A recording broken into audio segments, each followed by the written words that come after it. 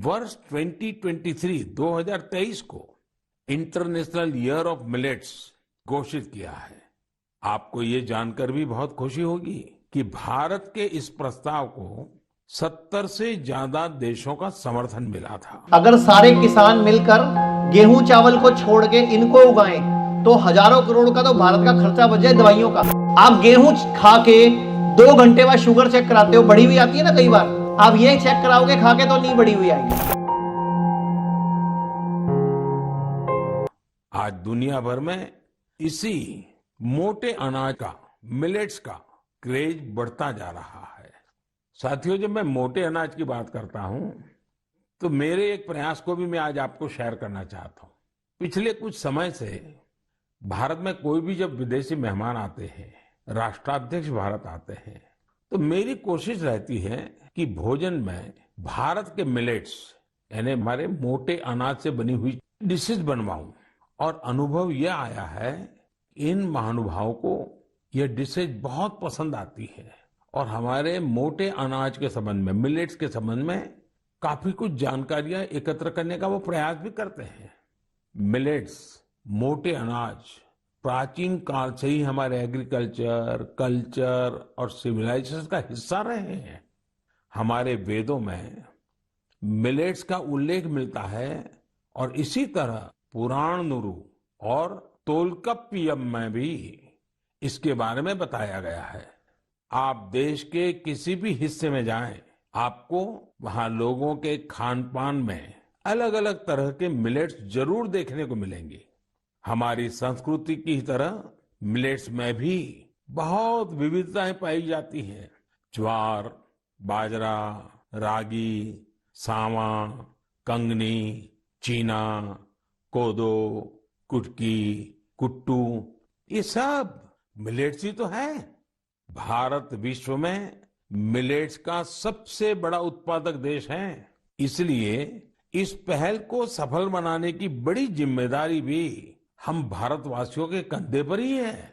हम सबको मिलकर इसे जन आंदोलन बनाना है और देश के लोगों में मिलेट्स के प्रति जागरूकता भी बढ़ानी है। ये मिलेट्स की 5 कटोरियां जाते टाइम देख लेना। बताओ पांचों के नाम। इसको हम कोदो बोलते हैं, कोदरा मिलेट है ये, जिसके कोदो यानी कि कोदरा। और फिर एक है लिटिल मिलेट है सर। लिटिल मिलेट, इसको क्या बोलते हैं? कुटकी बोलते हैं। कुटकी। ये बर्नयार्ड है, इसको स्वांक बोलते हैं। स्वांक खाई थी ना व्रतों में, स्वांक, वो मिलेट्स में काउंट होती है। गेहूं चावल भी मिलेट्स हैं, लेकिन ये नेगेटिव मिलेट्स हैं। हम बात कर रहे हैं पॉजिटिव मिलेट्स की। ये ब्राउन टॉप है, इसको हम हरी कंगनी बोलते हैं और फॉक्सटेल इसको कंगनी बोलते हैं। कंगनी, हरी कंगनी, ये सारे मिलेट्स हैं, ये पॉजिटिव मिलेट्स हैं। पॉजिटिव मिलेट का मतलब इनमें खास खास गुण क्या है? जो गेहूं है उसमें 1.2% फाइबर होता है। कितना? 1.2%, मतलब 1% मान लो फाइबर होता है।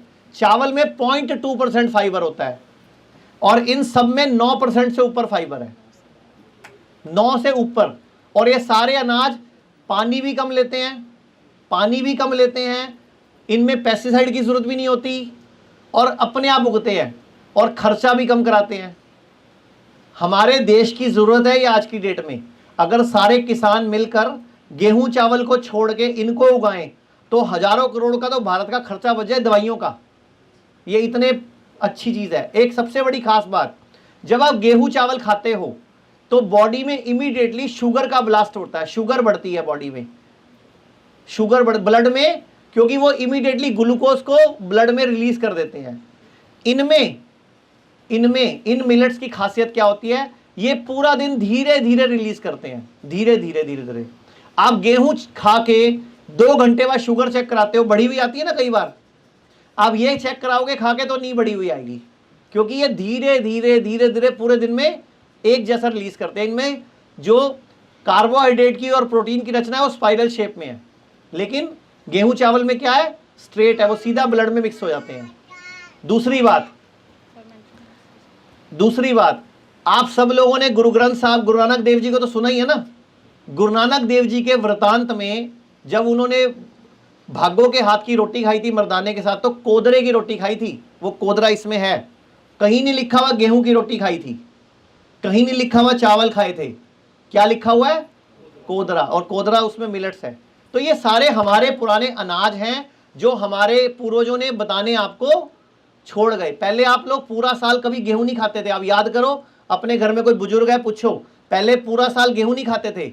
आप गेहूं को लाते थे, ड्रम में भरते थे, उसको पुराना करते थे, जितना चाहिए होता था 1 हफ्ते का निकालते थे, उसको भिगो के रखते थे, धोते थे, सुखाते थे, फिर 1 हफ्ते का पिसवाते थे, फिर 1 हफ्ते बाद दोबारा फिर पिसवाते थे। ऐसे ही आजकल क्या हो रहा है?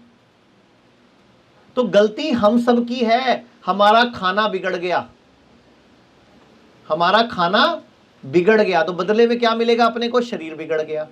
तो आपको एक चीज तो बताई है कि 70% एनर्जी को तो भोजन चाहिए ही नहीं, धूप, हवा, पानी और आपके रिश्ते और आपका दिमाग और आपकी एनर्जीज, तो 70% तो यही है, 30% ही भोजन है ना।